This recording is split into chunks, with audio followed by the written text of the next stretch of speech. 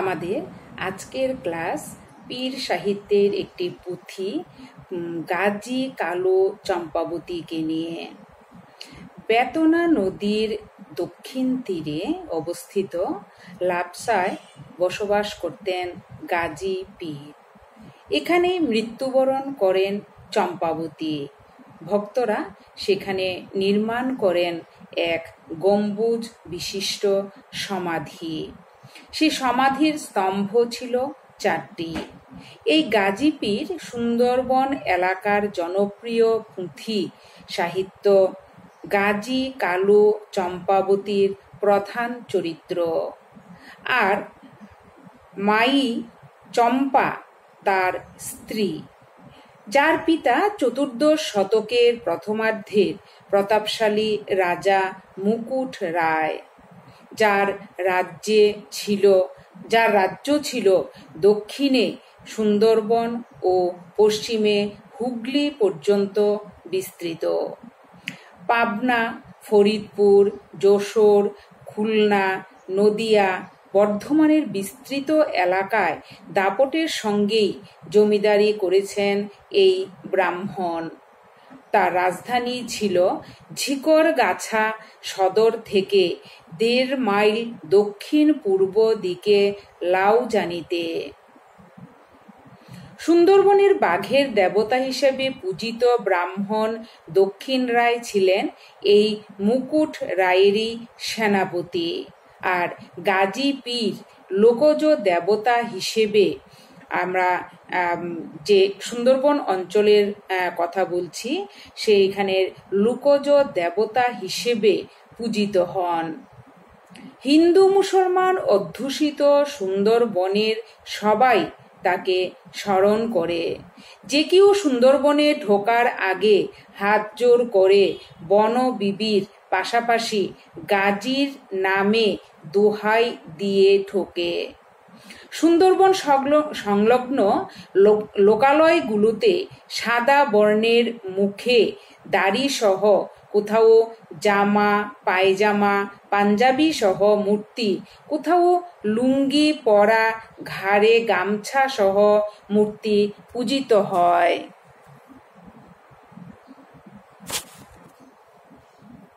এই পূজার নিরামিষ নৈবেদ্য হলো বাতাসা, পাটালি, আতপ চালের শিরনি ইত্যাদি। গ্রামের সাধারণ মানুষ জঙ্গলে প্রবেশ ছাড়াও গৃহপালিত পশু পাখি কামনা করেও গাজী সাহেবকে স্মরণ করে থাকেন। মুকুট রায়কে পরাজিত করে তার রাজ্য ও রাজধানী ছাড়খাড় করে তার কন্যা চম্পাবতীকে বিয়ে করেন এই গাজী পীর। তার প্রকৃত নাম গাজী মিয়া বা বড় খান গাজী। পিতা জাফর খান গাজী বা শাহ সিকান্দার ছিলেন ত্রিবেণী ও সপ্তগ্রাম অঞ্চলের শাসনকর্তা। গাজী পীরের বংশ পরিচয় পুঁথিতে বর্ণিত রয়েছে।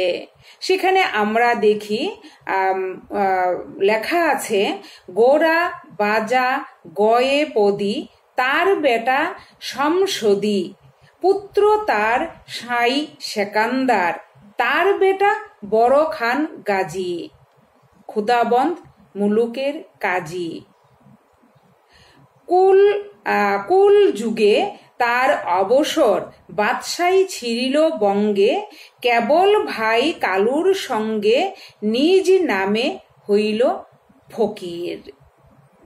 ত্রিবেণীতে জাফর খান গাজীর মাজারে সংরক্ষিত যে আমরা দেখছি যে কুরসি নামার সঙ্গে পুঁথি সাহিত্যে উল্লেখিত বংশ তালিকার অনেকটাই মিল পাওয়া যায়। কুরসি নামার তথ্য বলছে, জাফর খান গাজীর মৃত্যু হয় 1313 সালে। তার পুত্র ছিল 2 জন। একজনের নাম উগওয়ান খান, অপরজনের নাম বড় খান গাজী। বড় শব্দটি থাকায় বড় খান গাজীকেই তার জ্যেষ্ঠ পুত্র বা বড় পুত্র বলে ধরা হয়। বাল্যকালেই ফকির দরবেশের সাহচর্যে আধ্যাত্মিক সাধনায় উন্নতি লাভ করেন গাজী। পিতার কাছে শাসন ক্ষমতা নিতেও অস্বীকার করেন তিনি। ইসলাম প্রচার শুরু করেন দক্ষিণবঙ্গের যশোর খুলনা অঞ্চলে। ধর্মপ্রচারে বাধাপ্রাপ্ত হয়ে রাজা মুকুট রায়ের সঙ্গে তার তুমুল যুদ্ধ হয়। পুঁথি সাহিত্যের তথ্য অনুযায়ী মুকুট রায়ের স্ত্রী লীলাবতীর 7 পুত্র, একমাত্র কন্যা চম্পাবতী বা সুভদ্রা। তার রূপের খ্যাতি ছিল জগৎ জোড়া। এই নিয়ে পিতার গর্ব ছিল সীমাহীন। কিন্তু গাজী তার প্রেমে পড়েন। পুঁথিতে লিখিত আছে, বিধুমুখী চম্পাবতী কার কাছে আছে বসি, জ্বলিতেছে রূপ যিনি লক্ষ কোটি শশী। শশী মানে চাঁদ। হঠাৎ চম্পার রূপ নয়নে হেরিয়া মূর্ছিত হইয়া গাজী পড়িল ঢলিয়া। কিন্তু চম্পাবতীর রূপে গাজীর এভাবে চেতনা হারানোতে আমরা দেখি অনেকেই অলিক বলে মনে করেন।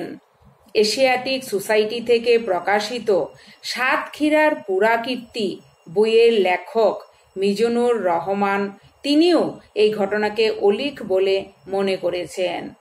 তার যুক্তি, পুঁথিতেই আছে গাজী ছিলেন সংসার বিভাগী মানুষ, তাই তার রূপ দেখে গাজীর মূর্ছিত, অর্থাৎ চম্পাবতীর রূপ দেখে গাজীর মূর্ছিত হবার কথা নয়। এমনকি চম্পার জন্য তার যুদ্ধে লিপ্ত হওয়াটাও অস্বাভাবিক। কার্যত মুকুট রায়ের কাল হয় এই জাতি বিদ্বেষ। ভাই কালুকে ইসলামের দাওয়াত দিয়ে মুকুট রায়ের দরবারে পাঠিয়েছিলেন গাজী, কিন্তু মুকুট রায় তাকে বন্দী করেন।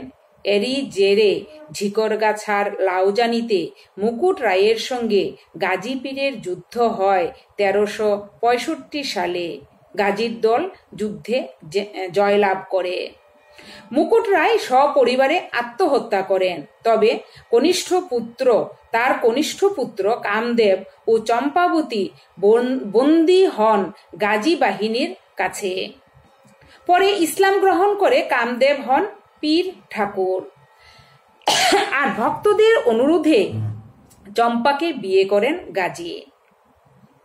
পরবর্তী সময়ে গাজীর নামেই গড়ে উঠে গাজীর হাট, গাজীপুর, গাজীর জঙ্গল, গাজী ডাঙ্গা, গাজীর ঘাট, গাজীর দেউল, গাজীর খাল, গাজীর ঘুটো ইত্যাদি এলাকা। কৃষ্ণরাম দাসের রায়মঙ্গল কাব্যেও চম্পাবতীর পরিচয় ও বিয়ের গল্প একই আছে। তবে কেউ কেউ মুকুট রায় নিজেই চম্পাকে গাজীর হাতে তুলে দিয়েছিলেন বলে দাবি করে থাকেন। আবার নৌকাডুবির কারণে মাই চম্পা এই লাপসায় এসে আস্তানা গাড়েন বলেও গল্প প্রচলিত আছে। তবে যশোরের 12 বাজারে গাজী কালু চম্পাবতীর আর এই মাই চম্পার মধ্যে যোগসূত্রটা আসলে কি, বা আদৌ কোনো যোগসূত্র আছে কি না, তা আর এখন নিশ্চিত হওয়ার জো নেই। চৈত্র, বৈশাখ আর জ্যৈষ্ঠ মাসে এখানে মেলা বসে মাই চম্পার দরগায়, যে মেলা পরিণত হয়েছে বহু ধর্ম আর জাতির মিলন কেন্দ্রে।